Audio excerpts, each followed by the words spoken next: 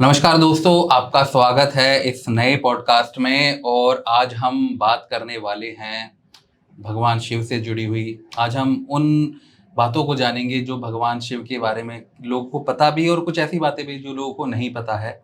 आध्यात्मिकता से जुड़ी हुई बातें और तपस्या साधना से जुड़ी हुई बातें और शक्ति से जुड़ी हुई बातें और माँ शक्ति से कैसे एक शिव जी का कनेक्शन है जो इस सृष्टि के लिए बहुत महत्वपूर्ण है। तो हमारे साथ हैं शिवानगी, और मैं शिवानगी से ही जानना चाहूँगा सबसे पहले कि शिवानगी, अगर आप अपने बारे में लोगों को बता पाएँ कि आप कौन हैं? मैं सिर्फ यही फ़िलहाल के लिए यही कहना चाहती हूँ कि मेरा नाम शिवांगी सिंह है और महादेव के छोटे-मोटे भक्त हैं, जो भी उनकी कृपा हुई है। चक्र, कुंडलिनी ये सारी चीज़ें उनकी दया से जागरण हुआ है, शंकर भगवान की कृपा से। तो बस अभी फ़िलहाल के लिए तो इतना ही। बाद में धीरे-धीरे बता देंगे, कोई दिक्कत नहीं। ठीक है। तो शिवानगी ने हमें बोला है कि वो हमारे साथ एक लंबे समय तक पॉडकास्ट करेंगे, हम अलग-अलग एपिसोड्स। लेकिन उसके ऊपर मैं सबसे पहले एक सवाल पूछना चाहता हूँ शिवानगी से कि आपने अपनी आइडेंटिटी क्यों रिवील करने से मना किया है आपने? आपने मुझसे भी बोला कि अभी मुझे अपनी आइडेंटिटी रिवील नहीं करनी है, इसलिए हमने फिर इस तरह का लाइट सेटअप क्रिएट किया। ये उसका मेरा रीज़न जी। हाँ, ये मेरा पर्सनल चॉइस है। पर्सनल चॉइसेस के अपार्ट अभी वो वक़्त नहीं आया है, जो अभी मैं एक्सप्लेन भी नहीं कर सकती हूँ अभी, लेकिन वो वक़्त नहीं है कि मैं अपनी आइडेंटिटी को रिवील करूँ। बट देखते हैं आगे चल के, I think in almost 1 year लोगों को खुद पता लग जाएगा, कौन कहाँ से। मतलब 1 साल के बाद अपनी आइडेंटिटी रिवील लोगों के सामने आप कर देंगे? वो अपने आप हो जाएगी। अच्छा, हुँ। ठीक है। तो हम सबसे पहला एक सवाल, बहुत बेसिक सवाल शिव जी के बारे में पूछ लेते हैं कि भगवान शिव की उत्पत्ति, भगवान शिव के क्या कोई माँ-बाप हैं? नहीं। या भगवान शिव मतलब उनका एक तरह से वो किस तरह से सृष्टि में आए हैं? देखिए, भगवान शिव का उत्पत्ति का जो वर्णन है, शिव महापुराण, अगर हम वैसे तो बहुत सारे सीरियल्स देखते हैं, सारी चीज़ें, बट हम कभी भी बुक खोल के उठाते नहीं हैं, पढ़ते नहीं हैं। अगर लोगों को पढ़ना हो तो सिर्फ लोगों को अपनी आधी से ज़्यादा ज़िंदगी के जो दुख और सारी चीज़ें हैं ना, मतलब जो भी उनका प्रॉब्लम्स है, वो कट जाएगा। जस्ट एक वन खंड पढ़ लेने से, विदेश्वर संहिता महाशिव पुराण में जो ये दिया गया है, उसमें बताया गया है कि शिव की जो उत्पत्ति हुई है जब एनर्जी निराकार रूप में थी, तो एक ब्रह्मांड में जब विस्फोट हुआ तो ब्रह्मांड क्रिएट हुआ वहाँ पे। शिव ने ही क्रिएट किया ब्रह्मांड पूरा, प्रकृति पहले से ही क्रिएट हो रखी थी। और फिर सबसे पहले जो शहर में उन्होंने विचरण किया वो था काशी। 1 मिनट, प्रकृति पहले से ही थी? हाँ, प्रकृति पहले से ही थी। अच्छा। निर्माता कोई नहीं है, प्रकृति जो थी वो पहले से ही थी। ब्रह्मा जी को एक क्वेश्चन भी किया था इवन प्रजापति ने। प्रजापति कौन है? दक्ष प्रजापति हैं, जो है वो प्रजापति सती के पिता हैं। अच्छा, अच्छा, जो अच्छा। हाँ, जिनसे भगवान शिव की बाद में सनत कुमार के बाद जो पैदा हुए, उनके भाई कहते हैं वो। तो दक्ष ने जब क्वेश्चन किया कि आपने इतनी बढ़िया प्रकृति और ये सब फूल पत्ते नदियाँ ये सब कैसे बनाया इतना सुंदर सुंदर, तब ब्रह्मा ने उनको उत्तर दिया था कि पुत्र, मैंने तो ये सब करा ही नहीं है, मैं आया था तो ये सब पहले से ही बना हुआ था।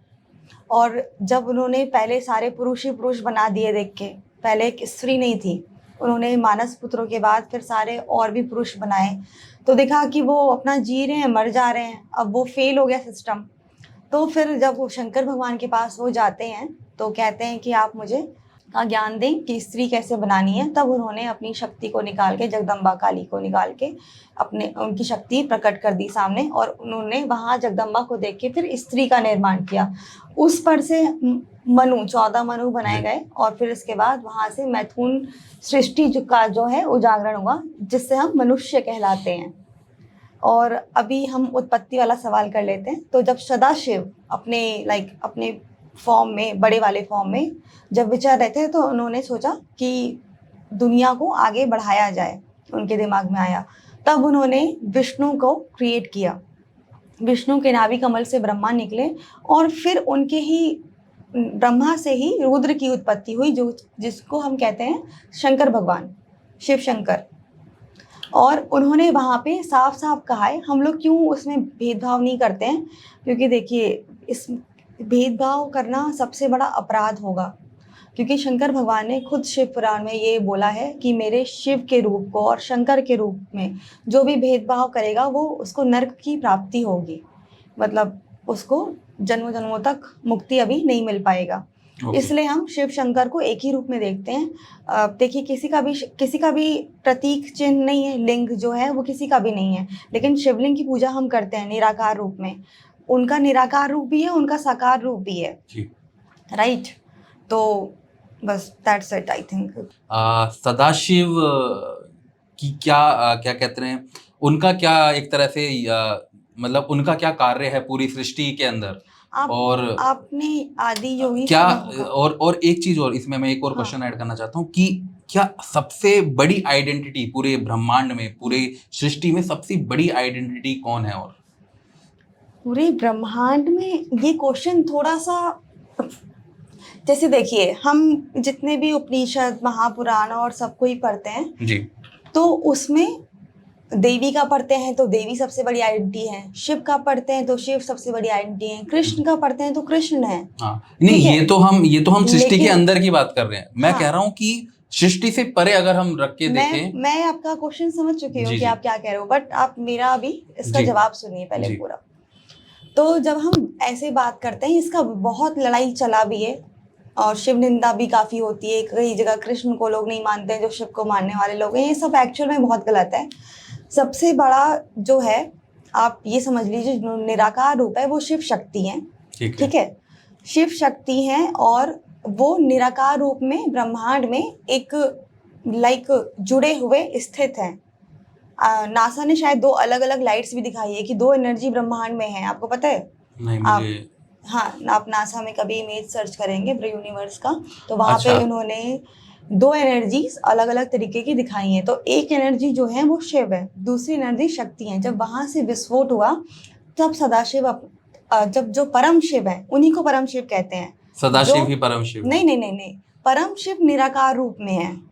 ओके, मतलब जिसका वेदों के अंदर जो वर्णन है कि एक जो जिनकी कोई आइडेंटिटी, मतलब ना वो पुरुष है ना वो महिला है और वो सबसे परम शक्ति हैं, वो कहते हैं, उनको परम शिव कहते हैं। हाँ, देखिए परम शिव जो है वो निराकार रूप में है और जगदम्बा भी निराकार रूप में है।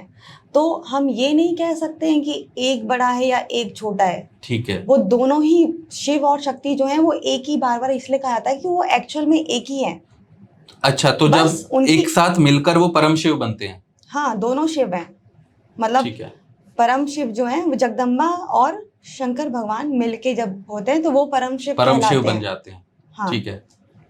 इसके बाद आपका सदाशिव आते हैं जो कि आदि योगी हैं, ठीक है? उन्होंने बहुत तपस्या, बहुत साधना, जब दुनिया क्रिएट नहीं हुई थी तब बहुत तपस्या से साधना से करी और फिर उसके बाद उन्होंने विष्णु क्रिएट किए और फिर उसके बाद ब्रह्मा क्रिएट किया और फिर उनको उनका कर्तव्य बताया और वहाँ से वो उन्होंने अपना रुद्र के रूप में आकर, मतलब शंकर भगवान के रूप में आकर, शिव के रूप में आकर, इसको हम शिव कहते हैं, शंकर कहते हैं, उनके रूप में आके वहाँ से उन्होंने अपना जो एक विभाग था संहारक का, हाँ, वो ले लिया। अच्छा। विष्णु को पालन का दे दिया एंड ब्रह्मा को क्रिएशन का दे दिया। लेकिन बहुत जगह आया है कि जो क्रिएशन जो एक्चुअल में हुआ है वो पहले से ही हो रखा था क्रिएशन, कुछ नया क्रिएशन नहीं है, वो चलता आया है और पहले से होता आया है, उसमें कुछ नया ऐड नहीं किया, कुछ मतलब एक साइकिल है वही रिपीट हो रही है। ओके। तो इसमें इवेंट्स हमेशा सेम रहते हैं या अलग होते हैं? इवेंट्स सेम होते हैं हमेशा। मतलब जैसे कि मान लीजिए कि रामायण हुई है कभी, वो दोबारा से सेम उसी तरह से हुई है या चेंजेस हो सकते हैं?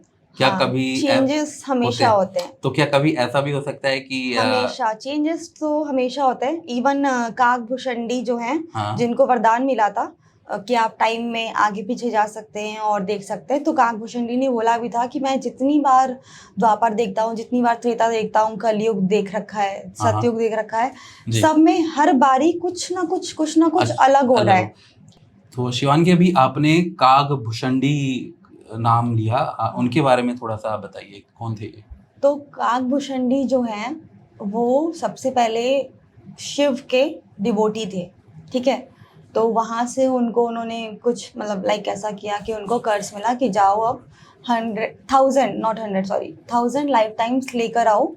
और ये था कि मतलब क्योंकि वो डिवोटी थे और उन्होंने बहुत ज़्यादा प्रार्थना करी कि भगवान मत करो आप ऐसा। तो उन्होंने कहा कि लेकिन जो आपके 1,000 लाइफ टाइम रहेंगे ना वो एफर्टलेस रहेंगे, मतलब कि लाइफ बस बर्थ होगा एंड डेथ होगी, इसमें कुछ ज़्यादा मतलब ऐसे दुख पीड़ा और ये सब नहीं होगा। तो उनका जब 1,000 लाइफ साइकिल कंप्लीट हो गया तो उन्होंने वापस से पंडित के फॉर्म में जन्म लिया। उनका नाम था भुषंडी। तो उस टाइम पे त्रेता युग था। जब त्रेता युग था तो उन्होंने राम का एक मोनास करके ऋषि थे, तो उनसे वो पूछने लगे कि राम के बारे में। तो वो इतना ज़्यादा राम के बारे में लाइक क्या कहते हैं उसको, क्यूरियस थे बहुत ज़्यादा। अच्छा। राम को लेके राम को प्रति बहुत ज़्यादा हाँ जिज्ञासु थे वो। बहुत, तो राम के प्रति वो बहुत क्यूरियस थे। तो अब क्या हुआ कि उनको गुस्सा आ गया ऋषि मुनि को। ठीक है। तो जब उन्होंने क्या किया, उन्होंने उनको वापस से श्राप दे दिया। अब भुसंडी को जब वापस से श्राप मिल गया कि जाओ क्रो के फॉर्म में हो जाओ, मतलब काऊ कौवा। काऊ काऊ, ओके। कौवा हमेशा बोलते रहता है ना, हाँ हाँ। तो जाओ तुम कौवे बन जाओ, ऐसा श्राप। तब वो जब कौवे बन गए तो उन्होंने अपने ईष्ट को याद किया वापस से, शंकर भगवान है ना। तो फिर वो आए तो फिर देखा उन्होंने कि अरे फिर से क्रो बन गए हैं। तो फिर बाद में ऋषि मुनि को ये रियलाइज हुआ कि ये मतलब लाइक बहुत पहले से हैं और ऐसे ही बहुत पहले से आए हैं और ये एक ऋषि ही हैं, भगवान के डिवोटी हैं। और उन्होंने काकभूषणी ने क्रो के फॉर्म में राम राम राम भजना चालू करा। तो उन्होंने जाप करना चालू करा काकभूषणी ने, और जब जाप करना चालू किया तो राम आए। राम ने उनको आशीर्वाद दिया कि आप स्पेस और टाइम के आस पार जा सकोगे। इस मतलब लाइक 4 डायमेंशंस में आप एक साथ एग्जिस्ट करते हो, ये तक आशीर्वाद।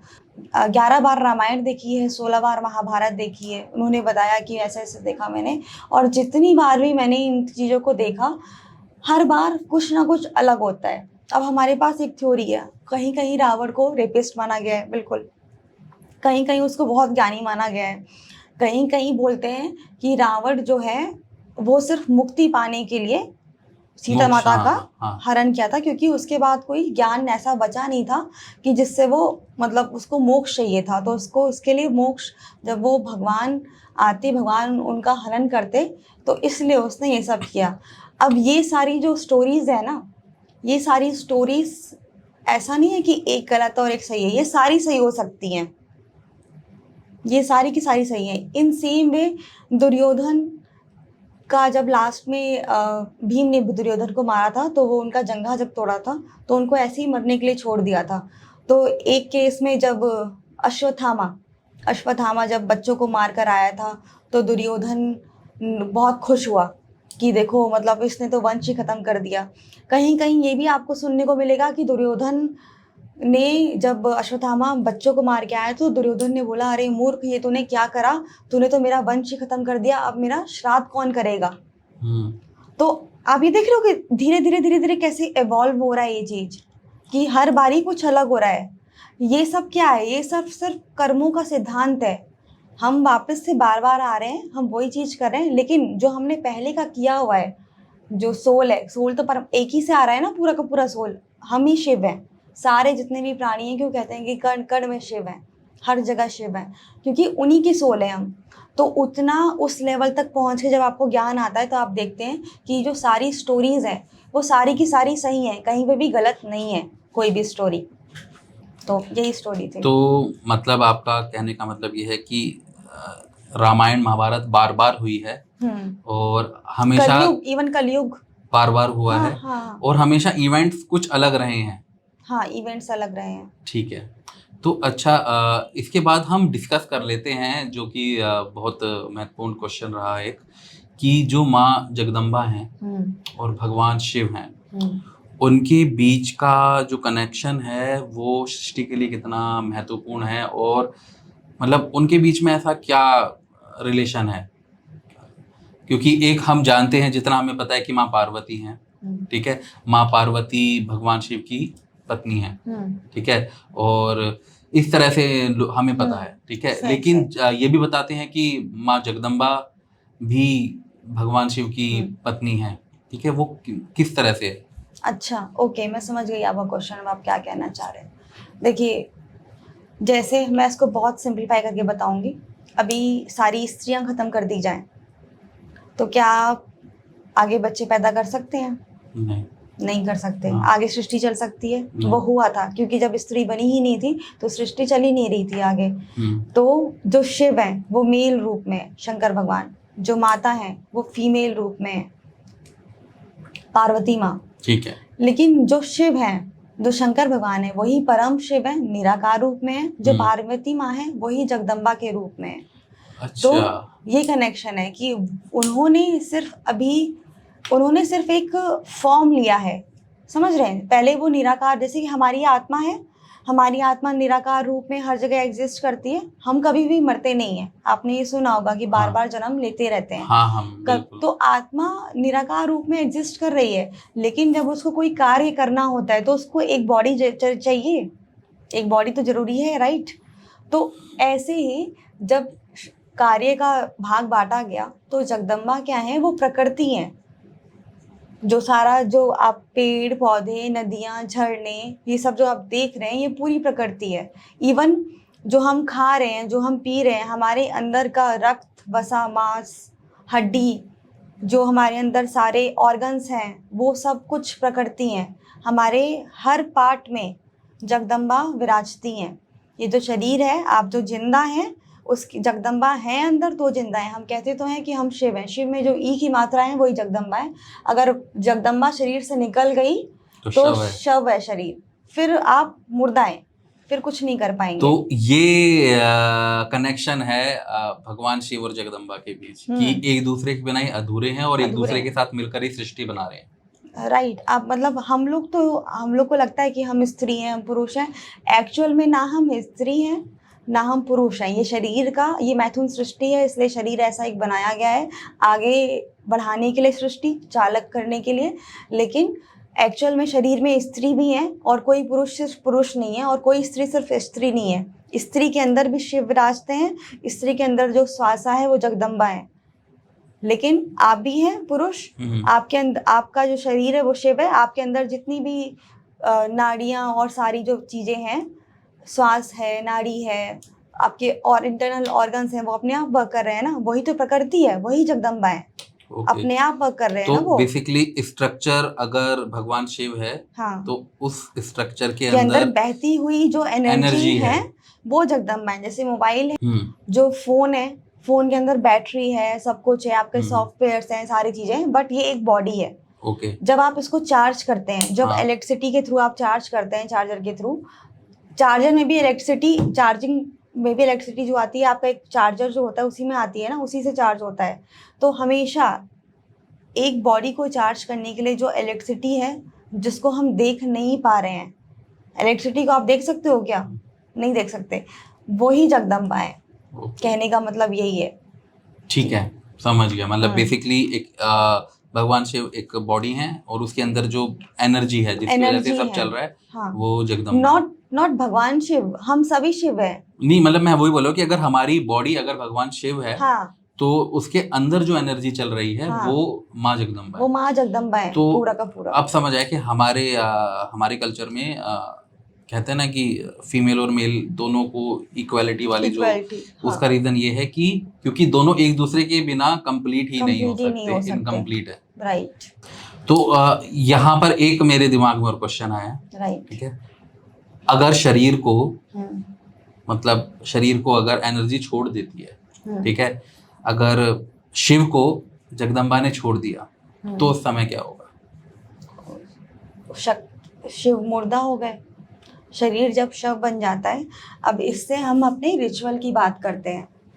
देखिए, हमारे रिचुअल्स में शरीर को जलाने का विधान है, राइट। हम शरीर को ऐसे नहीं छोड़ते हैं। क्यों? क्योंकि उसमें क्या होता है कि वापस से जो आत्मा है वो वापस से शरीर में आने का कोशिश करता है, और उसको समझ में नहीं आता कि मैं मर चुका हूँ अब, ठीक है।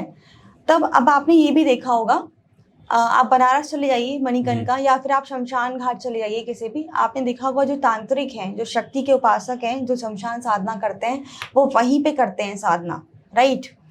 तो वहां पे जब सारे इतने सारी मूर्ता हैं, तो वहां पे उनको साधना करने से ऐसा क्या मिल रहा है, आप समझ रहे हैं। जगदम्बा ने जब शरीर छोड़ा तो जगदम्बा उस शरीर के आसपास ही अभी भी हैं, विराजती हैं, जब तक वो अपने वापस से सोर्स के पास ना चली जाए, या तो फिर कोई दूसरा रूप ना धारण कर ले। आप मतलब जब समझ रहे तक हैं, शरीर नष्ट नहीं होता, जब तक वो वहीं पे विराजती हैं। जब कोई मुर्दा नष्ट हो जाता है, उसके हाँ। बाद उनको आगे का दूसरा शरीर धारण, जो एनर्जी है, हमारा जो मन आत्मा है, हाँ। वो दूसरा शरीर धारण करती है। हाँ। फिर वहां से वो उसमें शक्ति का प्रवाह होता है वापस से, तो ठीक है।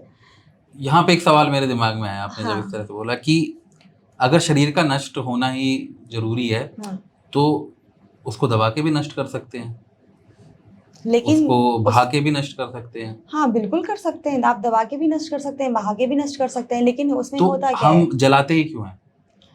क्योंकि हम ये चाहते हैं कि हमारे जो पितृ हैं, हमारे जो पूर्वज हैं, वो अपने लोक में, अगर उनका कार्य खत्म हो चुका है इस लोक का, तो वो अपने लोक में जल्दी पहुंचे। ओके। क्योंकि शरीर को नष्ट होने में तो टाइम लगेगा ना, अगर हाँ। हम डिकम्पोजिंग की बात कर रहे हैं तो उसमें टाइम लगेगा, वो तब तक भटकता रहेगा।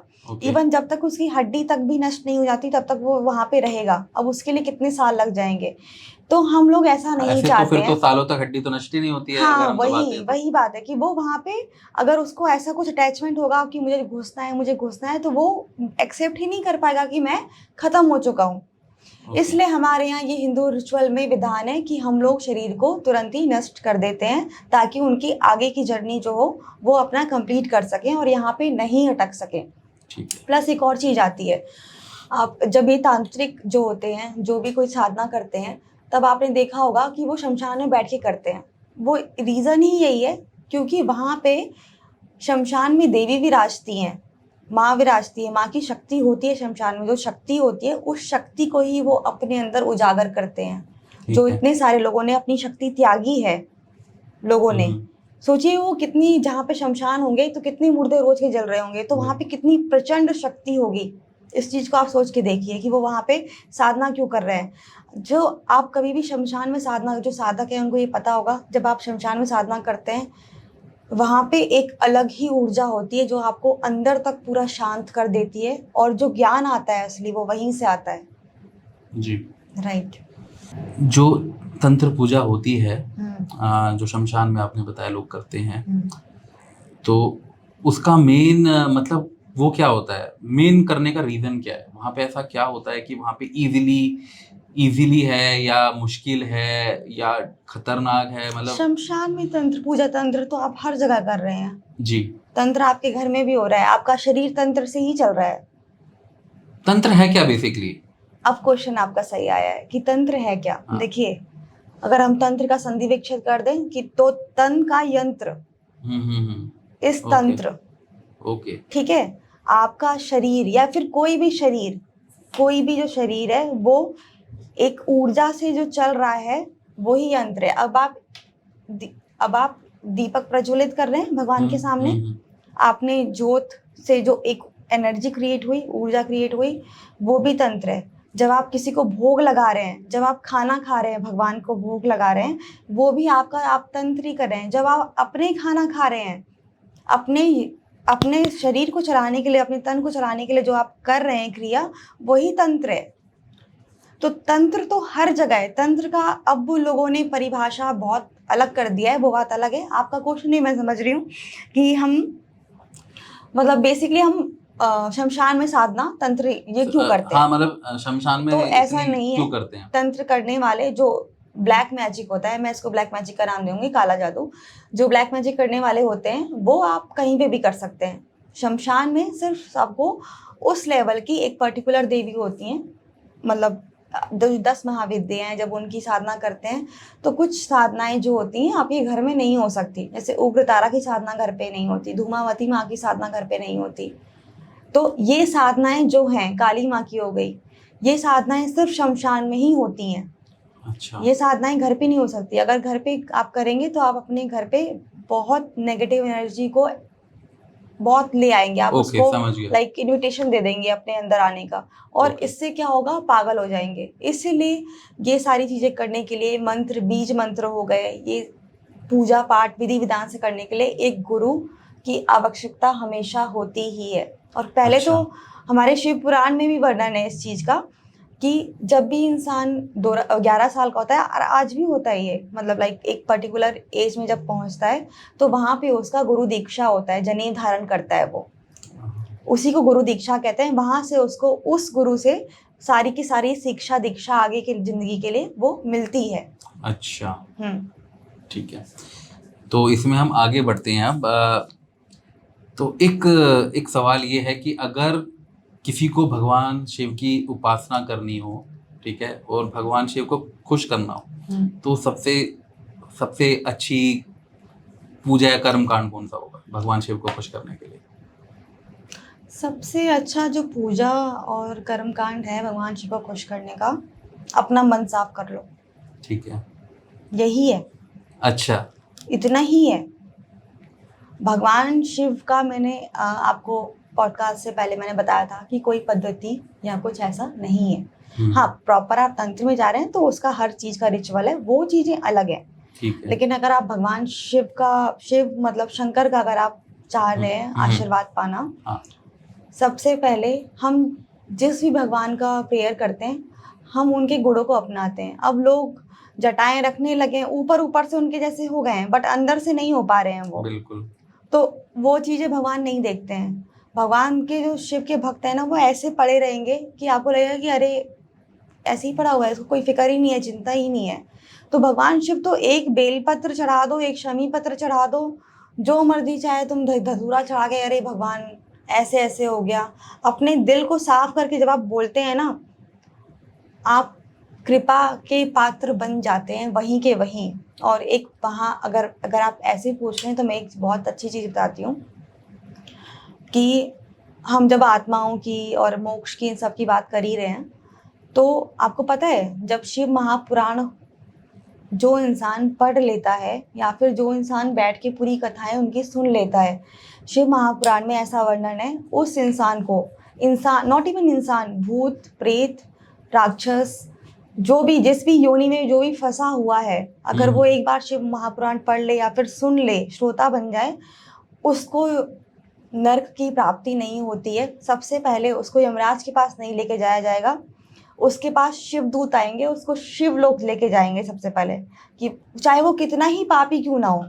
अच्छा। हाँ जी, चाहे वो कितने ही उसने पाप क्यों ना करे हो, सबसे पहले शिवदूत आएंगे, कहेंगे नहीं इसको नहीं टच करना है, इसको हम अभी शिवलोक लेके जा रहे हैं, इसने पूरा शिव महाशिव मतलब शिव पुराण पूरा का पूरा उसने सुना है और अब ये वहाँ का भागी है। तो वहाँ पे उसका सजा जो भी होता है वो भगवान तय करते हैं और वो यमराज से बच जाता है। अच्छा, ऐसा भी सजा है, पर वहां पे भी मिलेगी। ऑब्वियसली आपने जो कर्म करा है तो सजा तो मिलेगी, लेकिन एक जो होता है ना पर्टिकुलर लाइफ साइकिल चल रहा है तो उससे वो निकल जाता है। शिव महापुराण में कितनी ही कथाएं ऐसी हैं कि भूत प्रेत जो योनियों में फंस जाते हैं, जो हजार हजार साल की योनियों में फंस जाते हैं, वहाँ पे क्या होता है, वहाँ पे जैसे मान लीजिए आप हैं, आप महापाप कर रहे हैं, ठीक है, लेकिन आपकी पत्नी है वहीं पे, एक कथा ऐसी भी है, वो पुण्य पे पुण्य कर रही हैं। तो जब वो भगवान के पास पहुंचती है, उन्होंने एक माता से बोला कि माँ मेरे पति तो ऐसे ऐसे फंसे हुए हैं, उनको निकालिए। तो माँ ने बोला कि उनको शिव महापुराण, माँ ने कुछ पार्षद भेजे, उनको शिव महापुराण सुनवाया और वहां से वो उनके फिर गढ़ बन गए, वहां से वो शिवलोक में आ गए। सोचिए जिसने इतने पाप किए तो उसका एक शिव महापुराण पढ़ने से वो सारा पाप नष्ट हो गया वहीं पे। और हमें पता नहीं है, लेकिन हम रोज के बहुत सारे पाप कर रहे हैं डेली। इवन कर्म क्या है, सोच ही कर्म है। हम जो सोच रहे हैं कि अरे मैंने तो आज तक किसी का बुरा नहीं किया, तो ऐसा भी नहीं है कि आपने बुरा नहीं किया, आपने बुरा सोचा तो है, मन में जो आ रहा है ना वो भी कर्म है जो हम सोच रहे हैं, जो आप सोचो वो ही कर्म है, सोच ही कर्म है। इसलिए कहती हूँ कि मन साफ कर लो, वही एकमात्र भगवान तक पहुंचने का सबसे आसान रास्ता है। और बहुत हम लोग सद्भागी हैं जो कलयुग में पैदा हुए हैं। इसमें सिर्फ आपको अपना मन साफ करना है, इसमें सिर्फ आपको धर्म के रास्ते पे चलना है। धर्म इन द सेंस कि किस धर्म क्या होता है, दया, दान, किसी के प्रति परोपकार, पेशेंस, यही धर्म है, धर्म यही है। धर्म कोई बहुत पूजा पाठ करना धर्म नहीं है। पूजा पाठ करके भी अगर आप पाखंडी हो तो फिर कोई मतलब नहीं बनता उस चीज का वैसे भी। तो यही चीज है कि मतलब मैं इसका हम खत्म करते हैं, बहुत लंबा टॉपिक पहुंच जाएगा इससे। तो अगला जो क्वेश्चन है बहुत कॉमन है लेकिन बहुत जरूरी भी है। क्या भगवान शिव गांजा कंज्यूम करते थे, वीड पीते थे? ऐसा मैंने कहीं नहीं सुना, ना मैंने कहीं पढ़ा है कि कंज्यूम करते थे। ये अब लोगों के खुद के पाप है जो उनको कुछ भी बना दिया जाए, उनका कुछ भी इमेज। वो आदि गुरु हैं, वो परम ब्रह्मचर्य हैं, और उनसे बड़ा कोई सात्विक इंसान नहीं है, और उनसे बड़ा कोई तामसिक भी नहीं है, और उनसे बड़ा कोई राजसिक भी नहीं है। उन्होंने अपने पति धर्म का भी पालन करा है, वो सबसे बड़े ब्रह्मचर्य भी हैं, और वो संहार करता भी हैं जब तामस में आ जाए। देखिए ये बात क्या है, वीट वगैरह का कंजप्शन नहीं था जब अपने देवताओं ने भांग अगर बोले, भांग, हाँ मैं आपको बताती हूँ भांग क्यों चढ़ता है। जब देवताओं ने अपने अपने फूल, अपने अपने पत्र, अपने अपने सब कुछ जब चुन लिया देवताओं ने, किसी का चीज, किसी ने गुड़हल चुना, किसी ने गुलाब चुना, किसी ने, सबके अलग अलग फूल होते हैं, आपने देखा ना, किसी को कुछ अलग कलर के फूल पसंद है। तो शंकर भगवान के पास ये धतूरे, ये जितने भी जहर से भरे, ये सारे विष से भरे जितने भी थे, वो भगवान के पास आके रोने लगे कि जी देखो हमको तो सारे देवताओं ने और सारे लोगों ने ये चुन लिया बढ़िया बढ़िया, हम लोग अकेले हो गए हैं, हम लोग बताइए कहाँ जाएं। तो जितने भी ऐसे जहर भरे, भांग, धतूरा, ये सब जितनी भी चीजें हैं, वो शंकर भगवान ने कहा कि जिसको कोई नहीं चुनता उसको मैं, उसके लिए मैं हूँ। वो सबको ही मतलब लाइक सबको ही उन्होंने अपनी शरण दी उन्होंने। तो इसीलिए उनका अब उन्होंने हलाहल पिया है यार, उन्होंने हलाहल पिया है। तुम पी लो थोड़ा सा, एक बूंद जहर पी के तो दिखाओ एक बारी। जो कह रहे हो कि शंकर भगवान भांग पीते थे तो हम समुद्र मंथन के समय भी, हाँ समुद्र मंथन के संग उन्होंने पूरी दुनिया का विष उपवास मंथन में से पूरी दुनिया का जो विष निकला था उसमें भी जो वासुकी का वो विष था, दोनों मिक्स हो चुका था, और उस विष को वो पी गए दुनिया के कल्याण के लिए। तुम अपना कल्याण कर नहीं पा रहे हो और बात कर रहे हो कि शंकर भगवान ये पीते थे तो हम ये भी पियेंगे। ये तो वही है कि बुद्धि उस तरीके से काम नहीं कर रही। अगर उन पर शंकर भगवान की कृपा हो जाएगी ना, तब भूल जाएंगे कि ये सब क्या है। जो ये नशा करने वाले, ये नशा बिल्कुल होता है, मैं मना नहीं कर रही हूँ, नशा नहीं होता। कभी साधना में बैठ के तो देखिए, साधना में आपको पता है, अगर आप साधना में सिर्फ 10 से 15 मिनट एकाग्रचित होकर अगर आप बैठते हैं, सॉरी मेरे को बात करने का इतना आदत नहीं है तो जब आप एकाग्रचित होकर बैठते हैं तब क्या होता है कि उस समय जब आपकी ऊर्जा ऊपर की तरफ उठ रही होती है जी, तो आपको ऐसा नशा हो जाएगा, एक तो आप बातें भूल जाएंगे कि आपको क्या बात करना है, आपको समझ में नहीं आएगा कि क्या हुआ। और जितने भी अल्कोहल के नशे हैं, जो भी ड्रग्स, LSD और ये सब जो कर रहे हैं ना, उससे बहुत ऊपर का नशा आपको हो जाता है उस समय, अपना बॉडी भी फील नहीं होगा। और जब आप ध्यान से उठेंगे तो आप 5 मिनट तक तो पहले उठ ही नहीं पाएंगे, या 10 मिनट भी हो सकता है ऐसा। अध्यात्म का नशा है, अध्यात्म का नशा की बात नहीं कर रही हूँ, हमारी बॉडी के अंदर ही इतना नशा है, हमको पता ही नहीं है। आपको क्या लगता है कि अल्कोहल, आप साइंटिफिकली सोचिए कि अल्कोहल क्या करता होगा बॉडी के अंदर जो हमको नशा हो जाता है। कुछ तो तार ढीले करता होगा, कुछ तो नर्व्स का प्रॉब्लम होता होगा कि हमको इतना अच्छा खासा नशा होता है। LSD और ये जो भी करते हैं, जो आध्यात्मिक आदमी है, जो साधक है, उसको आप कितना भी अल्कोहल पिला दीजिए, उसको आप कितने भी LSD और ये जितने भी ड्रग्स जिसका भी आप नाम ले रहे हैं ये सब करा दीजिए, उसको कोई फर्क नहीं पड़ेगा, वो वैसे का वैसे ही बैठा रहेगा। क्यों? क्योंकि उसका नशा जो है उससे हाई लेवल का है। क्या आज की डेट में इतनी साधना करने वाले लोग हैं? बिल्कुल है। इस डेट में हम लोग ये बहुत इंटरेस्टिंग टॉपिक है एक्चुअली। हम लोग ऐसे टाइम पे पहुंच आए हैं जहाँ पे ये जो भक्ति है ये बहुत तेजी से बढ़ेगी। जो जन्मों जन्मों से लोग सिद्ध लोग हुए हैं, उन्होंने वापस से जन्म लिया है यहाँ पे, वापस से एक धर्म का प्रचार करने के लिए और एक धर्म की स्थापना करने के लिए दोबारा जन्म लिया है उन लोगों ने। वो लोग कर भी रहे हैं, पता नहीं चलेगा आपको, बट ऐसे बहुत से लोग हैं जो इस लेवल पे पहुंच चुके हैं साधना के, जो शायद कोई नॉर्मल इंसान नहीं पता कर सकता ये क्या चीजें। आप किसी से मिले ऐसे किसी? मैं बहुत लोगों से मिली हूँ। अच्छा, राइट। कोई? मैं नाम नहीं लूंगी, अच्छा, ये पर कोई गुप्त रहते हैं। मैं छोटा बहुत सा कुछ बता सकते, कोई इंसिडेंट इस तरह का जो आपने एक्सपीरियंस किया हो किसी से मिलके? इंसिडेंट शेयर करना बहुत ज़्यादा पर्सनल हो जाएगा, क्योंकि ओके, आप जानते हैं आजकल लोग कहीं पे भी पहुंच जाते हैं। अगर ठीक मैंने है, हाँ, समझ गया लेकिन समझ गया। मतलब आप समझ रहे हैं, क्योंकि हाँ, बहुत सारी जगह गुप्त रहनी जरूरी है। ओके, ठीक है, इवन कामाख्या माता आप देख रहे हैं कि जी कितने लोग पहुंचते हैं। मैं इस बार जब अम्बुबाची में गई थी, जी जी। तो आप वहाँ पे थे उस समय? हाँ जी, मैं ठीक है। गई थी वहाँ पे माता के दर्शन करने। आप बिलीव नहीं करेंगे, कामाख्या में वीआईपी टिकट्स में अम्बुबाची छोड़ तो हटा ही दीजिए, नॉर्मल डेज में भी 3 से 4 घंटे एटलीस्ट वीआईपी में भी लग जाते हैं, ऑल ओवर टाइम जो मैं बता रही हूँ। बिल्कुल। मतलब कम से कम में, हाँ वो भी। हाँ, बिल्कुल सही बोल रहा हूँ। लेकिन आपको पता है, मुझे लास्ट टाइम जब माता ने बुलाया तो मैं पहुंची वहाँ पे, मुझे भी 2 घंटे लगे थे। जब मैं अम्बुबाची के लिए इस बारी गई हूँ, मैं अपने अंदर तय करके गई थी कि माँ, मुझे 24 घंटे भी अगर खड़ा रहना पड़ेगा ना माता, मैं रहूँगी यहाँ पे, लेकिन मैं आपके दर्शन करे बिना नहीं जा सकती। आपको पता है मुझे कितने मिनट में दर्शन हुए हैं?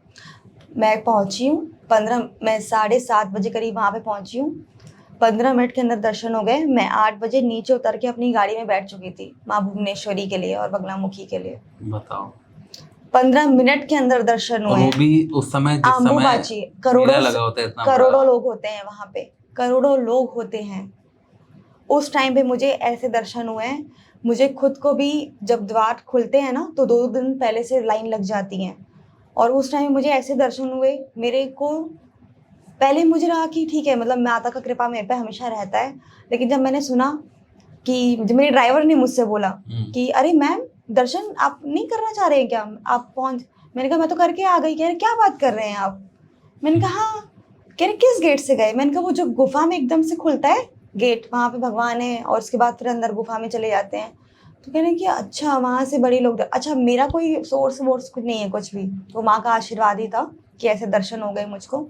उसके बाद और भी जगह मैं उग्रतारा मंदिर में गई, टेम्पल में। वहाँ पे मंदिर का कपाट बंद थे, मैं डक्स वगैरह रहते हैं, तो मैं वहाँ पे अपने आप 5 मिनट बाद देख कर आई कि अब मैं घर चलती हूँ, इतना तो वेट नहीं कर पाऊंगी, 1 घंटा और अभी है। थक गई थी बहुत। वहाँ पे तुरंत जब मैं आ रही थी अपने घर जाने के लिए, कपाट खुल चुका था, पंडित जी अंदर बैठे थे।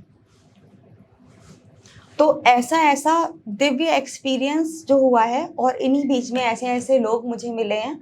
और भी बहुत गुप्त जगह हैं। अभी मैं आकर यहाँ पे नाम ले लूंगी तो लोग वहाँ पे पहुँच जाएंगे, हम जैसे लोगों के लिए हो जाएगा दिक्कत। आप समझिए इस चीज को।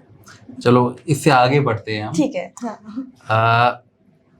भगवान शिव अभी कलयुग में कहाँ पर हैं? कलयुग में भगवान शिव धरती पर ही हैं। धरती पर हैं तो कहाँ बिल्कुल पर? है, कहाँ धरती पर? पे।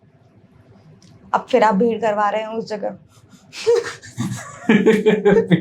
मतलब ऑलरेडी हो रही है वहां पे, लोग ऑलरेडी जा रहे हैं। ऑलरेडी जा रहे हैं, बट उतना ऊपर नहीं जा रहे हैं। मतलब जो हमारे धाम हैं हम्म। जहाँ पे लोग जा रहे हैं, क्या हम्म। उन्हीं में से एक है या? अच्छा, अरे हाँ, देखिए, मैं आपको बताती हूँ। ऐसा नहीं है कि आप शिव, वो भगवान है, ऐसा नहीं है कि उनको आने के लिए वो अभी यहाँ पे भी आ सकते हैं, उनको आने का मन होगा।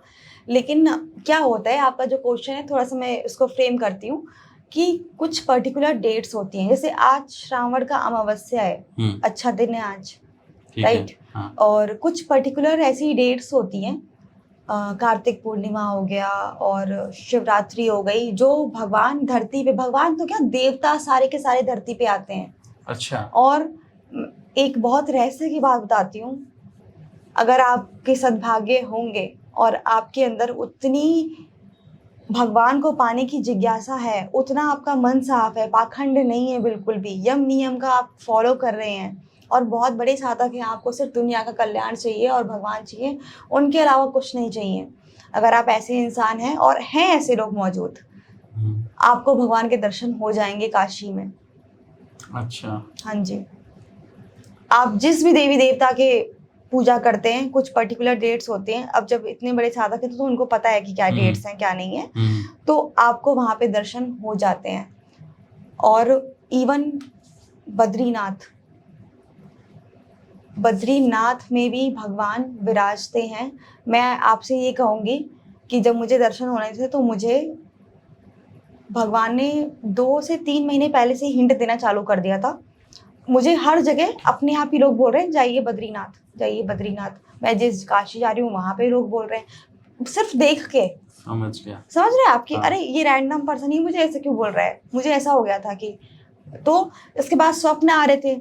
इसके बाद मेरे शिवलिंग में जब मैं नवरात्रि की साधना करने लगी तो एक दिन मुझे लगा कि उसमें आँख, मेरे शिवलिंग में हमेशा जब मैं उनको भस्म लगाती हूँ, अंगुष्ठ भर का शिवलिंग है, तो आँख बन जाता है। मैंने कहा भगवान आज आपने आँख तो बनाया नहीं, तो मेरे से गुस्सा हो आप क्या? मैंने ऐसा कुछ करा है कि आप मेरे से नाराज़ चल रहे हो? मैंने वो शिवलिंग ऐसे उठाया, मैं हट में आ जाती हूँ कि ऐसा भी क्या कर दिया मैंने।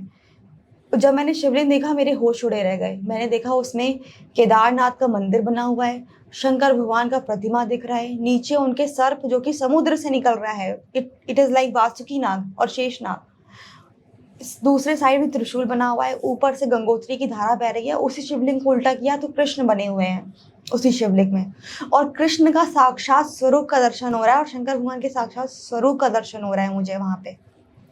इवन फेस बन गया है। अब आप सोचिए एक अंगुष्ठ भर के शिवलिंग में इतनी सारी चीजें बन गई हैं। मैंने पिक्चर्स भी लिए हैं उसके मेरे पास, को आप शेयर कीजिएगा। मैं शेयर करूंगी आपको। हाँ। मैंने पिक्चर्स भी लिए हैं, मेरे पास प्रूफ भी है। मतलब और ये भी है कि कई लोगों को जब मैंने पिक्चर्स दिखाया तो उनको नहीं नजर आए, लेकिन जो आध्यात्मिक लोग थे ना, जो भगवान से जुड़े हुए हैं, जो बहुत प्यार करते हैं, उनको वो नजर आ गए तुरंत ही। ये भी चीज था। मैंने इसका एक्सपेरिमेंट किया कि यार तुमको नजर आ रहे हैं क्या इसमें? तो मतलब ऐसे फिर बहुत सारे लोग मिले हाँ जो जी, बोल रहे थे कि दिख रहे हैं। नहीं दिख रहे हैं। तो कुछ मैं ऐसे भी थे जिनको नहीं दिखा, कुछ ऑब्वियसली ऐसे भी है जिनको दिखा। हाँ, ओके। जैसा जिसका दिल, जैसा जिसका आत्मा। समझ तो गया। जब मैं केदारनाथ पहुंची, केदारनाथ में काफ़ी ठंड थी। मैं भैरवनाथ जब पहुंची तो मुझे एक ऐसा एक्सपीरियंस हुआ, वहाँ पे -7 डिग्री सेल्सियस हो रहा था और ऑलमोस्ट कपाट बंद होने को थे, और मुझे वहाँ पे गर्मी लगने लगी। मेरे अंदर की ऊर्जा जो थी वो बहुत ज़्यादा बढ़ चुकी थी और मुझे चीज़ें नज़र आ रही थी बहुत सारी। और जब मैं वहाँ से उतरी हूँ, मैं सीधा जब बद्रीनाथ गई हूँ, मुझे पता था कि बद्रीनाथ में मुझे कोई तो मिलने वाला है, लेकिन कौन मिलने वाला है ये पता नहीं था। ये पता था कि कोई साधु रूप में मिलेगा और बहुत दिव्य होगा, उसको देखते ही पहचाना जा सकता है। लेकिन मैं हमें हमेशा नंदी के कान में नंदी, इस बार मेरी बात सुन लो, भगवान को तुम दर्शन तो देने आते हैं, लेकिन इस बार मुझे उनके अपने स्वरूप में चाहिए, वो कैसे रहते हैं। तो जब मैं बद्रीनाथ में गई तो मैंने क्या देखा, शाम में मैं पूरा 2 बार छान कर आ गई बद्रीनाथ। मुझे कोई नहीं दिखा वैसा। बहुत बड़े-बड़े पंडित, बहुत बड़े-बड़े ज्ञानी दिखे, लेकिन वो नहीं थे। मुझे समझ में आ गया कि वो नहीं है कोई भी। जब मैं अपना हार के नीचे उतर रही थी और वहाँ पे बीच में एक पुल होता है, वहाँ पे मैंने देखा कि उस पुल के साइड में नीचे कुंड गया हुआ है, वहाँ पे वो खड़े हैं और लाल नेत्र एकदम। और मैं देख के क्या सोच रही हूँ, मुझे लग रहा है कि पूरी दुनिया इनको देख नहीं पा रही है क्या? इनको एक भी रुपए क्यों नहीं दे रहा है कोई भी? सोचिए मेरे मन में क्या आ रहा है कि सबको रुपए दे के चले जा रहे हैं और उनको कोई रुपए नहीं दे रहा। इनका पूरा वो खाली है, जो वो कमंडल लेकर आए थे अपना, वो खाली था उनका। एक कमंडल और एक साधु का जो लकड़ी का बना होता है वो था उनके हाथ में, बस इतना ही। कोई रुद्राक्षी माला नहीं, सिर्फ एक ऊपर वस्त्र -7 डिग्री सेल्सियस में, पॉइंट टू बी नोटेड। एक नीचे नारंगी वस्त्र, कोई रुद्राक्ष नहीं, कोई भस्म नहीं, एकदम स्वच्छ शरीर, एकदम सूर्य जैसा चमकता हुआ शरीर, और आंखें इतनी लाल जैसे कितना नशा कर रखा हो, बहुत लाल और इतनी सुंदर आंखें। और इससे ज़्यादा वर्णन नहीं दूंगी क्योंकि ऑब्वियसली वो थोड़ा सा ज़्यादा हो जाएगा। मैंने तो पूरा देखा है। उनकी जो जटाएं थी, वो जटाई से लेके माउथ स्टेज वो पूरा सेम बराबर एक पैटर्न में, एकदम क्लीन, एक पत्ता तक नहीं था उसमें। और वो मुझे देख के मुझे डर लग रहा था जाने में। जब वो मैं पास में गई, उनको मैंने 200 रुपये ऐसे दिए तो मुझे देख के हंस पड़े। बोले कि दाएं हाथ से दो, मतलब मैंने बाएं हाथ में दिया था, दाएं हाथ से दो। मैंने उनको फिर दाएं हाथ से दिया और मैं उनको देखी जा रही हूँ। अभी उस समय क्या हुआ, उन्होंने मेरा मति जो था वो भ्रम कर दिया था। मुझे समझ में नहीं आ रहा था कुछ भी, कौन है क्या है। इनको मैं पहले से स्वप्न में देख चुकी हूँ, ये सब मुझे कुछ भी याद नहीं आ रहा था उस समय। अच्छा। हाँ, मैं पागल हो के इधर से उधर देखने लगी। और एक मतलब फिर मुझे किसी ने बोला कि इधर कुंड के पास आ जाओ, तो मैं जैसे ही नीचे एक मिनट, उतर रही हूँ। आपने बोला आपने सपने में देखा था पहले उनको? हाँ, वाओ। सपने में मैंने पहले देखा हुआ था, बट उस समय मेरा मति भ्रम था बिल्कुल भी।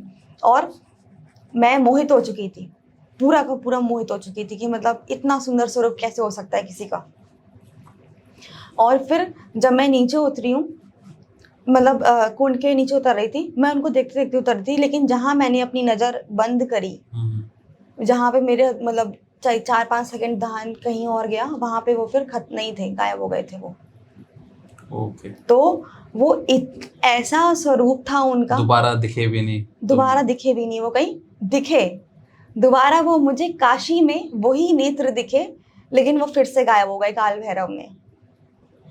तो आपका जब भक्ति जब सच्ची है, लेकिन जो उनका रूप था ना, जो नेत्र थे वो सेम थे, फिजिक्स सेम था, बट थोड़ा सा रूप में डिफरेंस आ गया था, सांवले और गोरेपन का। अच्छा। लेकिन चमक, ग्लो और वो सब जो दिव्यता होती है वो बराबर थी। एनर्जी होती है जो, एक एनर्जी होती है, हाँ, ऐसे लोगों में, वो सेम थी। वो सेम थी। और मेरा दिल वहीं पे बीट कर गया, धक। वो भी हंसे और हंस के निकल गए, भगवान को प्रणाम करते हुए जैसे मैं निकली बाहर की तरफ, वो नहीं थे फिर से। और मैं 100% जानती हूँ, 101%, क्योंकि मैं बहुत सवाल करती हूँ भगवान से कि मुझे अभी भी डाउट है कि आप थे कि नहीं थे, लेकिन मुझे प्रूफ मिल चुके हैं। वो सारी चीज़ें मैं नहीं बताऊंगी, प्रूफ्स मिल चुके हैं कि वो वही थे, उन्होंने आके दिए हैं कि नहीं मैं ही था। वाह। यहाँ पे हम अगले क्वेश्चन पे चलते हैं। कहने का मतलब कि अगर आपका भक्ति अच्छा है, आपका दिल साफ है, आप बैठे हैं मेरे सामने, मेरा भाई होगा, हस्बैंड होंगे, या फिर कोई भी होगा, माँ होंगी, पापा होंगे, मैं सबको एक ही समान देखती हूँ। या कोई तीसरा पर्सन भी आ जाए, मेरे कोई भेदभाव नहीं है, कोई भी भेदभाव नहीं है। आप अगर आप ऐसा कर सकते हैं तो ही आप उनके सच्चे भक्त हैं। समझ गया। लेकिन कर्म है सबके प्रति, अपने माँ बाप के प्रति कर्म है, आपके प्रति कर्म है, कैसे आपको एक सही राह पे लेके जाना है, वो चीज जो कर्म है वो कर्म है। मैं उससे पहले एक क्वेश्चन और करना चाहूंगा। मेरे अभी जब आप बता रही थी सब मेरे दिमाग में आया था, अभी मेरे को दोबारा याद आ गया कि कुंवारी लड़कियां जो होती हैं वो भगवान शिव के 16 सोमवार का व्रत रखती है, ठीक है, भगवान शिव की बहुत पूजा करती हैं, ठीक है। भगवान शिव को इस तरह की आइडेंटिटी क्यों देखा जाता है कि वो एकदम एक परफेक्ट हस्बैंड वाला? मेरे को लगता है कि शायद क्योंकि वो है, भगवान शिव को एक परफेक्ट हस्बैंड समझा जाता है। हाँ बिल्कुल है। तो उसके बारे में आप थोड़ा सा बताइए कि आपने कह उनका तो दिया परफेक्शन क्या है इस चीज में, मतलब हस्बैंड कैसे, कितने परफेक्ट हस्बैंड है? मैं समझ गई आपकी बात। शिव क्या है, शिव बहुत भोले हैं। शिव को पूजा ही इसलिए जाता है क्योंकि वो बहुत भोले हैं, वो कोई भी चीज ना बहुत जल्दी प्रदान कर देते। ठीक है। वो खुश हो गए वो तो हमने देखा, उसके चक्कर में सचिव के त्रेता युग बहुत बर्बाद हो गया। हाँ ठीक है। तो जब वो खुश हो गए तो वो प्रदान कर देते हैं, इसलिए हम शिव के पास जाते हैं, वो भोले हैं क्योंकि। लेकिन आपने जो एक परफेक्ट हस्बैंड की बात कही, आप देखिए परफेक्ट हस्बैंड विष्णु भी हैं, ठीक है, और शंकर भगवान भी हैं, लेकिन विष्णु के जो अलग अलग अवतार हुए हैं उनमें उनको कर्मों के हिसाब से अलग अलग पीड़ाएं भोगनी पड़ी हैं, है ना, और वो उनकी खुद ही की लीला है। ठीक है, जो विष्णु है वही शिव है, ये भी बता दूं आपको। जी जी, वो हाँ, वो पूरा मतलब भगवान एक ही है। तो उनकी यहाँ पे मतलब वैसे एक इंटरेस्टिंग चीज क्या है जो बहुत मतलब, सॉरी मैं आपको इंटरप्ट कर रहा हूँ, एक बहुत इंटरेस्टिंग फैक्ट पॉइंट आउट करना चाहिए कि वो ईश्वर हैं, ठीक है, लेकिन जब वो धरती पर आते हैं मनुष्य रूप में और जब वो कर्म करते हैं, जब कर्मों में कमी रह जाती है, गलत हो जाता है कुछ, उसके बाद वो उसको भोगते भी हैं। हाँ। ठीक है, मतलब उन परफेक्शन देखो, मतलब ये कितनी अच्छी एक डेफिनेशन है इंसानों के लिए, हमारे लिए, कि कर्म कितने महत्वपूर्ण है और कर्म के जो फल हैं वो कितने महत्वपूर्ण होते हैं, आपको भोगने ही पड़ेंगे, आपने जैसे भी कर्म किए। इसीलिए तो मनुष्य का रूप लेके बार बार आ रहे हैं धरती पे। क्या वो वहीं से बैठे बैठे वध नहीं कर सकते हैं? बिल्कुल, लेकिन वो मनुष्य को सिखाते हैं। ये पता है, ये एक अच्छी चीज इसलिए भी, मतलब इस पे हमें बात करनी चाहिए 2 मिनट, क्योंकि ना बहुत सारे लोग इस चीज को जस्टिफाई नहीं करते और बहुत सारे लोग ना इस चीज पे सवाल उठाते हैं कि यार भगवान इंसान के रूप में आए, वो उन्होंने खुद ही क्यों नहीं कर दिया, ऐसे ही क्यों नहीं कर दिया, वो इतना उन्होंने कष्ट क्यों झेला, उनको क्यों, जैसे श्री राम को क्यों हनुमान जी की जरूरत पड़ी, क्यों सुग्रीव की जरूरत पड़ी, क्यों जामवंत की जरूरत पड़ी, ऐसे कृष्ण जी को क्यों बलराम की जरूरत पड़ी, इन चीजों की क्यों जरूरत पड़ी, वो खुद क्यों नहीं कर सकते थे अगर उनमें पावर थी तो। यही चीज तो हम लोग समझ नहीं पाते हैं। इंसान का क्या कहने का मतलब, ये चीज हम लोग कलयुग में हमारे ऊपर पाप जो है 75% हावी हो चुका है ऑलमोस्ट अब।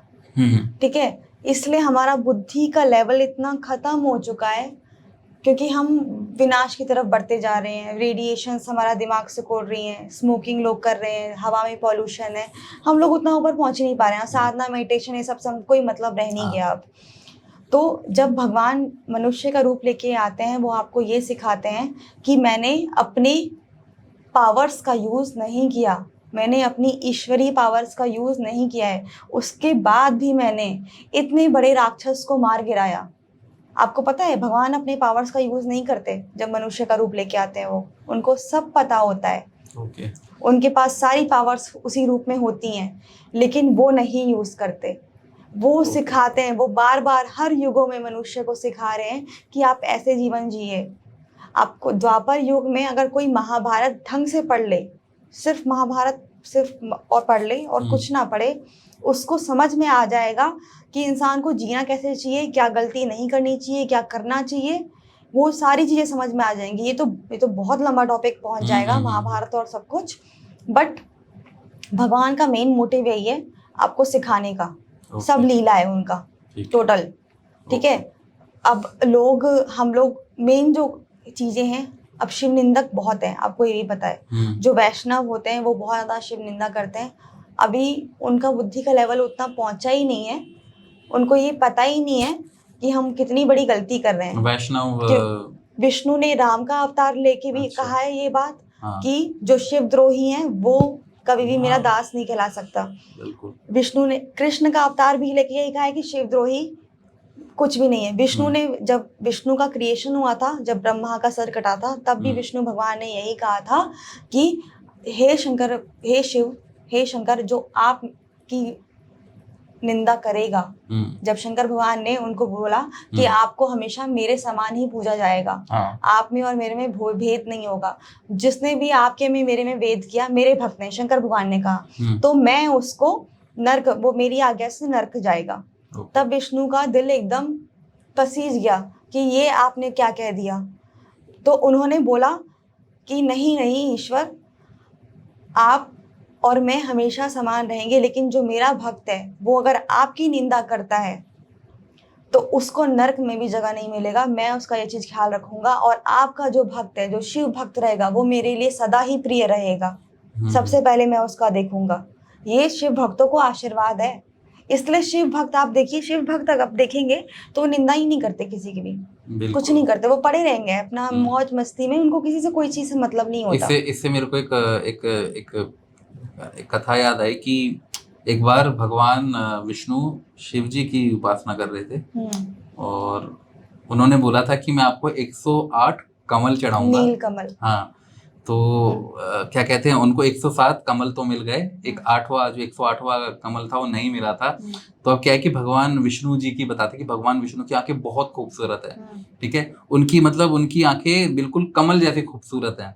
ठीक है, तो उन्होंने क्या किया, उन्होंने अपनी एक आंख निकाल के भगवान शिव की चरणों में रख दी। हाँ, इसलिए उनको कमल नयन कहते हैं कि उनकी आंखें इतनी खूबसूरत है। कमल, तो उसकी जगह पे कमल के समान है। हाँ, कमल के विष्णु के लिए वो एक लिखा भी है कालिदास ने कि क्या आपने कमल के ऊपर कभी कमल देखा है? तो कालिदास कहते हैं, एक तो विष्णु का चेहरा कमल, उसके ऊपर उनकी 2 नेत्र कमल, कमल के ऊपर कमल। तो मतलब ये यही है कि जहाँ पे एक तरफ भगवान विष्णु भगवान शिव के प्रति इतनी भक्ति दिखा रहे हैं, वहीं पे भगवान शिव भी भगवान विष्णु के प्रति इतनी भक्ति रखते हैं। तो हम मनुष्य क्यों इतना भेदभाव कर रहे हो, इतना क्यों वो कर रहे हैं? हम लोग नहीं समझ पा रहे हैं ना कि हम लोग आखिर में एक ही हैं, लेकिन एक होके भी एक नहीं है, क्योंकि हमारे कर्म अलग है, सिद्धांत अलग है, इसलिए हमारे कर्मों के हिसाब से हम अलग अलग बटे हुए हैं। लेकिन एक्चुअल में तो जब प्रलय आ जाएगा, ठीक है, शंकर भगवान को प्रलय लाने वाला कहा गया है, उनको भस्मधारी कहा गया है। भस्मधारी क्यों कहा गया है? कि वो मुर्दों का शव धारण करते हैं, इसलिए भस्मधारी कहा गया है? नहीं, वो जब पूरी सृष्टि का प्रलय करते हैं, पूरे ब्रह्मांड का जब प्रलय करते हैं, जितने भी मल्टीवर्स हैं, जितने भी यूनिवर्स हैं, पूरे यूनिवर्स का जब प्रलय कर देते हैं, तो वो एक भस्म के फॉर्म में शंकर भगवान से चिपट जाता है। उसी भस्म से वापस से वो दुनिया फिर से बनाते हैं, और शिव शक्ति जो उसकी जो एकमात्र दृष्टा होती है वो शक्ति होती है जगदम्बा। जब शंकर भगवान प्रलय ला रहे होते हैं तो उसी वो जो राख होता है, उसी राख से वो फिर से क्रिएशन करते हैं धरती का। ओके, ठीक है। अब हम दोबारा से उस टॉपिक पे पहुंचते हैं कि 16 सोमवार और लड़कियां क्या कनेक्शन है, क्यों इतना व्रत करती है? शंकर भगवान स्त्रियों को बहुत पसंद करते हैं। ठीक है। रीजन पता है क्या है?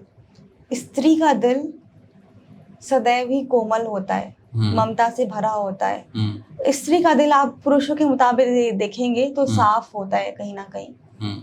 अब लोगों में कलयुग छा गया है, वो अलग बात है, लेकिन पहले स्त्रियां एक दूसरे का ख्याल रखती थी, और इसलिए उनको माँ का सबसे ऊपर का दर्जा माँ का इसीलिए होता है क्योंकि उनका दिल इतना कोमल होता है। और शंकर भगवान तो वही मोहित हैं जहाँ पे जिसका दिल एकदम निर्मल हो। तब जब स्त्री कोई सच्चे मन से मांगती है भगवान से कि मुझे ऐसा दो, मुझे, तो वो पूरा कर देते हैं। शंकर भगवान परफेक्ट हस्बैंड है। जब आपको एक कहानी है, जब सती माता जली थी, शंकर भगवान ने वैराग्य धारण कर लिया था, तो जब वो तपस्या में लीन थे, कामदेव आए, उन्होंने उनका तोड़ा तपस्या। उसके बाद पार्वती माता ने भी बहुत हजारों वर्षों तक तपस्या करी। तब जब तपस्या से शंकर भगवान जब उठे ना, जब उन्होंने देखा, पार्वती उनसे बोलती हैं कि आप मुझे क्यों नहीं पहचान पा रहे हैं कि मैं सती हूँ? तो बोले, तुम कैसे सती हो? मैं कैसे मान लूँ कि तुम सती हो, मेरी सती हो? तो उन्होंने, पार्वती माता ने सती का रूप धारण किया। उस समय वो इतने खुश हो गए कि उन्होंने अपना, पार्वती का जो राइट वाला लेग था, हमने दक्षिण काली सुना होगा, लेकिन एक मतलब एक राइट, उसमें काली माँ का लेफ्ट लेग उनके शरीर पे होता है जब शव बन जाता है, उसको दक्षिण काली कहते हैं। एक और स्वरूप है उनका, जो राइट लेग होता है। शंकर भगवान ने उनका राइट लेग उठा के इतने खुश हो गए थे, अपने सीने पे धारण कर लिया कि नहीं, तुम मुझे धारण करने दो इस स्वरूप का। और उन्होंने आशीर्वाद दिया कि इस स्वरूप का जो भी दर्शन करेगा मेरे, उसको सब कुछ मिल जाएगा। मतलब कि जितना भी जो भी उसका मनोकामना है, ऑब्वियसली जो गंदी बेकार चीजें हैं, अगर सोचेगा कि मैं किसी का मर्डर कर दूं, वो उसमें नहीं आता। लेकिन अगर उस तरीके का इंसान है तो उसकी मनोकामना पूरी रीजनेबल मांगोगे। हाँ, रीजनेबल, तो उसका दर्शन मात्र से ही उसको मिल जाएगा। मतलब तो शंकर भगवान इतने परफेक्ट हस्बैंड है। इवन शिव पुराण में, हर जगह पुराणों में हर जगह ये बताया भी गया है कि वो माँ को अपनी गोद में धारण करते हैं, वो माँ को अलग नहीं होने देते बिल्कुल भी कहीं पे भी। और उन माँ का जो केश है वो उनके मुख से ऐसे जाता है, मतलब उनके मुख को ढकता है, और हल्का हल्का जो देवता उनको वर्णन करते हैं कि हल्का हल्का जो उनकी आंखें शंकर भगवान की दिख रही हैं और जो हल्का हल्का मुख दिख रहा है, उसको भी चंद्रशेखर का ही रूप कहा गया है, जो हल्का हल्का जो उनके माँ पार्वती के केशों के बीच से जो दिख रहा है जब वो उनको बैठाते हैं। तो मतलब उनके बीच में इतना प्यार है। ये आपका जो सोच है, आपके जो मन का विकार है, इसको आप भगवान से ना जोड़िए, ठीक है? और आप पूजा करिए ढंग से। आप अपना मन क्लियर करके जब पूजा करते हैं तो आपको धीरे धीरे खुद चीजें क्लियर होने लगेंगी। जो भी ये पॉडकास्ट देख रहा होगा, ऑब्वियसली उसको थोड़ा बहुत जिज्ञासा होगा तभी देखेगा, है ना? बिल्कुल। तो अगर आपके अंदर ये जिज्ञासा है कि आप यहाँ तक ये देख रहे हैं, तो आप, मेरा कहना है, आप मेडिटेशन करिए। मेडिटेशन में भी आप सिर्फ नाम जप करिए, जो भी आपको नाम जप पसंद है, शंकर भगवान का जो भी नाम पसंद आ रहा है आप उनको करिए। लेकिन जब आप शिव की पूजा करिए तो शक्ति को ना भूलिए, क्योंकि शिव के बिना शक्ति नहीं है और शक्ति के बिना शिव नहीं है। एक दूसरे के बिना पूजा उनकी होती ही नहीं है, पहली बात। तो जब आप नाम जप करेंगे तो नाम जप मेडिटेशन के द्वारा करेंगे, अष्टांग योग में बैठिए, नाम जप करिए, उससे आपको अपने आप ही धीरे धीरे पता लगता जाएगा कि आपको आगे करना क्या है, आपको एक मार्गदर्शन मिल जाएगा। तो अब चलते हैं हम लास्ट क्वेश्चन की तरफ, और ये है कि किसको भगवान शिव की पूजा नहीं करनी चाहिए बिल्कुल भी? जो लोग मांस खाते हैं, मदिरा पान करते हैं, और आपको लगता है कि शंकर भगवान सबको एक्सेप्ट करते हैं, लेकिन ये सब अब जैसे गलत है। यहाँ पे ये कहते हैं ना कि भगवान शिव तो क्या कहते हैं, आपने भी बोला कि भगवान शिव तो जो आप उनको दो बहुत भोले उसको हैं। एक्सेप्ट कर लेते हैं, ठीक है। अभी आप बोल रहे हैं कि मदिरा पीने वाले या मांस खाने वालों को भगवान शिव की पूजा नहीं करनी चाहिए, मतलब ये कैसे? देखिए, जिसके अंदर भी गलत धारणा है, हाँ। जिसके अंदर धारणा नहीं, जिसके अंदर भी गलत विचार है, विकार गलत है, जो मन से शुद्ध नहीं है। मैं यहाँ पे सिर्फ मांस मदिरा की बात नहीं कर रही हूँ, ये सारी चीजें करी जा सकती हैं जब बहुत जरूरी हो। डॉक्टर ने कह दिया कि आपको अल्कोहल पीना जरूरी है, इसके लिए कभी ऐसा केस होता है कि आप उसमें पी सकते हैं। लेकिन या फिर आप अल्कोहल तब पी सकते हैं जब आपको उसको उतना संभालने का हो। अगर आप अल्कोहल पी रहे हैं, आप पहली बात तो आप नशे में होना चाह रहे हैं कि हमें कुछ समझ में ही ना जाए। शंकर भगवान आदि योगी हैं, ठीक है। अपनी इंद्रियों को वश में कैसे करना है, अपने मन को काबू में कैसे लेके आना है, उन्होंने कामदेव को भस्म कर दिया था। तो वो क्या है? तो जब आप इन सब चीजों से लिप्त हैं और आप सोचते हैं कि शंकर भगवान की प्रार्थना करेंगे तो आपको लगता है कि वो एक्सेप्ट करेंगे, तो ऐसा नहीं है। कर्म भोग के जाना पड़ेगा, जो आप करे हैं वो फिर आप पूजा करेंगे ना, उतना आपका और ज्यादा बढ़ते ही जाएगा। जितना आप पूजा पाठ करते जाएंगे उतना वो क्रोधित होंगे कि देखो, मेरा पूजा करके भी, मेरा भक्त होते हुए भी ये ऐसा कर रहा है। मतलब अगर आप भगवान शिव की भक्ति कर रहे हैं तो आपको अपने कर्म सही करने पड़ेंगे। बिल्कुल सही करने पड़ेंगे। शिव की भक्ति नहीं, आप किसी भी भगवान की भक्ति करते हैं, आप उनके गुण धारण करते हैं, ठीक है। जब आप उनके गुण धारण करेंगे, जो गूगल व्हाट्सएप यूनिवर्सिटी से नहीं, गुण पढ़िए, एक बार शिव पुराण पढ़ लेंगे तो बहुत चीजें क्लियर हो जाएंगी। जब आप उनके गुण धारण करते हैं किसी भी भगवान के, तभी आप उनके भक्ति के लायक होते हैं। भक्ति तो बहुत बाद का मार्ग है, भक्ति ऐसे ही नहीं आती, पहले आपको धीरे धीरे लगाना पड़ता है अपने आप को। सबसे पहले तो आप ध्यान करना चालू करिए, भक्ति तो फिर बाद की बात है। हमको लगता है कि हम भक्त हैं, लेकिन हम नहीं है। बस हम सोचते हैं कि ये कर लेंगे। भगवान के पास आप मटेरियलिस्टिक वर्ल्ड्स के लिए जा रहे हैं, ये भी तो है ना। और मोस्टली मेरे को लगता है 99% 99 क्या मतलब 99.99% लोग मटेरियलिस्टिक वर्ल्ड के लिए जा रहे हैं अब। पर क्या ये गलत है? क्योंकि देखो, अगर हम पुराने युग से देखते हैं, जितने भी लोगों ने साधना तपस्या किए हैं वो इसलिए किए कि अंत में उन्हें कोई आशीर्वाद मिले या भगवान से कोई वो मिले। तो क्या ये गलत है वैसे करना? इस तरह से अगर हम करते हैं कि हम कुछ पाने के लिए भगवान की अगर पूजा कर रहे हैं, तो क्या ये गलत है वैसे? देखिए, इसका बहुत सारा विचार है। ये गलत भी है और नहीं भी है। देखिए, हमारे जीवन को हम सब चाहते हैं कि एक बढ़िया तरीके से चले, सही तरीके से। इसके लिए भगवान के पास जाना कोई गलत नहीं है, लेकिन आप मन में जब विकार लेके जाते हैं, गलत वो है, ठीक है। और एक और चीज मैं बता दूं, आपका जो मनुष्य का आपने जीवन मिला है, वो जी तो जानवर भी रहे हैं। बच्चे का पालन पोषण हो तो पता नहीं कितने कितने बच्चों का हर साल का पालन पोषण कर देते हैं, घर तो वो भी बना रहे हैं जानवर। आपने अलग क्या करा? राइट, करा कुछ अलग आपने? जो भी हमने अलग किया है वो मतलब बेसिकली हमने अपनी लाइफ को इजी बनाने के लिए करा। वो तो जानवर भी कर रहे हैं अपनी। आपको क्या लग रहा है जानवर भी अब अपडेट हो रहे हैं, अपनी लाइफ को इजी बना रहे हैं, ठीक है। तो हमने अलग कुछ नहीं किया, हम फिर जानवर समान ही। तो हमको मनुष्य का जन्म क्यों मिला? क्यों? हमको फिर उनसे ज्यादा बुद्धि और ज्ञान मिला।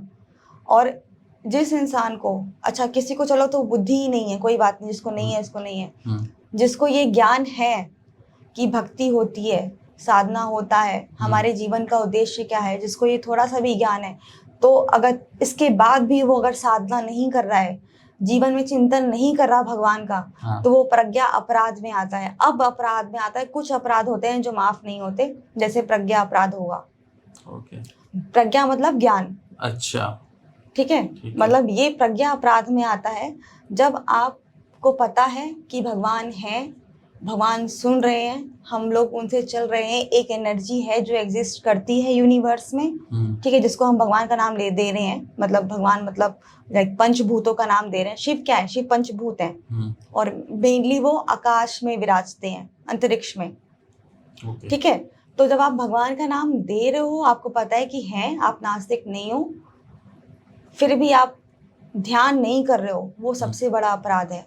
बाकी सारे अपराध तो जो मतलब लाइक हैं वो तो हैं ही, जैसे कि सूर्य को उपासना ना करना वो भी अपराध में आएगा, वो भी पाप में आएगा। आप जो सूर्य की उपासना नहीं करते हैं, इसका रोज का पाप चढ़ रहा है, डेली का। सोचो और कितने वर्षों से हम लोग जी रहे होंगे। और ऐसे बहुत सारे पाप हैं, लेकिन कलयुग में ये सब, ये कलयुग की बहुत अच्छी बात है कि कलयुग में ज्ञान ना होने के कारण ये सब माफ है। लेकिन फिर भी चाहे आप दिन में 10, क्या किसी के पास 10 मिनट भी नहीं हो सकता है? मैं पूजा पाठ करने को भी नहीं कह रही हूँ, मैं ये भी नहीं कह रही हूँ कि आप दीपक करिए या आप कुछ करिए, सिर्फ 10 मिनट बैठ के, घर में कोई मूर्ति है नहीं है कोई फर्क नहीं पड़ता, भगवान एक्चुअल में अंदर है। मंदिर और सब तो आदि शंकराचार्य ने सारे ज्योतिर्लिंग बनाए, मंदिर बनाए, सारी चीजें, वो तो निर्माण तो मनुष्य ने करे है ना। बिल्कुल, उससे पहले तो नहीं थे ना, हुआ करते थे, राइट। थे ही नहीं। तो भगवान फिर हमारे ही अंदर है, बस हमको आइडिया नहीं है। हम मंदिर में जा रहे हैं कि अरे भगवान ऐसे कर दो, बात तुम खुद से ही कर रहे हो अपनी। ये है कि जब हम मंदिर में जाते हैं तो हम इस होप से तो नहीं आते हैं ना मंदिर में कि हमारा बुरा हो जाएगा, अब मंदिर जाऊंगा तो ये विनाश हो जाएगा, नहीं, इस होप से नहीं आते हैं। हम आशा लेके जाते हैं कि हम यहाँ पे आए हैं तो अच्छा होगा। वो आशा क्या है? वो फ्रीक्वेंसी है अपने ही अंदर, वो फ्रीक्वेंसी दे रहे हैं हम लोग। जब फ्रीक्वेंसी ऐसी होती है, पवित्र फ्रीक्वेंसी होती है, एक गुड वाइब्स जिसको कहते हैं होती है, तो वो यूनिवर्स की गुड वाइब्स को अट्रैक्ट करती है। तब आपका चीज धीरे धीरे अच्छा होने लगता है, और फिर हमको लगता है कि ये तो मंदिर से हो गया। कर खुद ही रहे हो, कर खुद ही रहे हैं सब, बस पता नहीं है लोगों को। तो वही चीज है कि जब आप साधना करते हैं, जब आप अपनी फ्रीक्वेंसी, ऊर्जा ऊपर बढ़ाते हैं, उसके बहुत सारे फायदे हैं। पहले तो आपका शरीर स्वस्थ हो जाएगा, दूसरा आपका जो माइंड लेवल है वो धीरे धीरे खुलने लगेगा। उसके बाद का अपने आप को आप और यूनिवर्स आपको बताता चला जाएगा कि आपको करना क्या है आगे। आपके रास्ते अपने आप खुल जाएंगे सारे के सारे। तो इसी के साथ इस पॉडकास्ट को हम यहीं पे ख़त्म करते हैं। राइट। और आपसे बात करके शिवांगी बहुत सही लगा, बहुत अच्छा लगा। आपने बहुत सारी ऐसी हमें जानकारी दी जो हमें नहीं पता थी। और अगली बार हम किसी और भगवान शिव से जुड़ी कुछ और बातों पर बात करेंगे, रामायण और महाभारत से जुड़ी बातों पर बात करेंगे, इवन साधना तंत्र, साधना के ऊपर, तंत्र की विद्या के ऊपर। और हमें इन चीज़ों पे सब पे हमें बात करनी है। लेकिन वही है कि एक पॉडकास्ट में हम एक इस तरह से बनाए कि क्योटिक ना लगे, कंफ्यूजन ना हो। इसलिए अभी आज हमने सिर्फ भगवान शिव से जुड़ी हुई बातें की, लेकिन आगे वाले एपिसोड्स में हम इन चीज़ों पर भी बातें करेंगे। तो जो गाइज अभी जो लोग पहली बार हमारे चैनल पर आए हैं, जिनको पॉडकास्ट अच्छा लगा हो, अगर आपके मन में कोई डाउट हो तो आप क्वेश्चंस लिख सकते हैं, हम उसके ऊपर भी एक स्पेशल पॉडकास्ट कर सकते हैं। अगर आपके मन में कोई क्वेश्चन है, जो भी डाउट्स हैं, हाँ, आप वो कमेंट में लिख दीजिए, और अगला स्पेशल एक हम पॉडकास्ट कर लेंगे उसके लिए, आपके सवालों को क्लियर करने के लिए। और जो नए लोग आए हैं वो चैनल को सब्सक्राइब कीजिए, और ये जितने भी शिव भक्त है और जितने भी लोगों को मन में कन्फ्यूजन है, कोई भी डाउट है, उनके साथ शेयर कीजिए। और दोबारा से हम एक नए एपिसोड के साथ मिलते हैं। Bye, take care. हर हर महादेव। हर हर महादेव।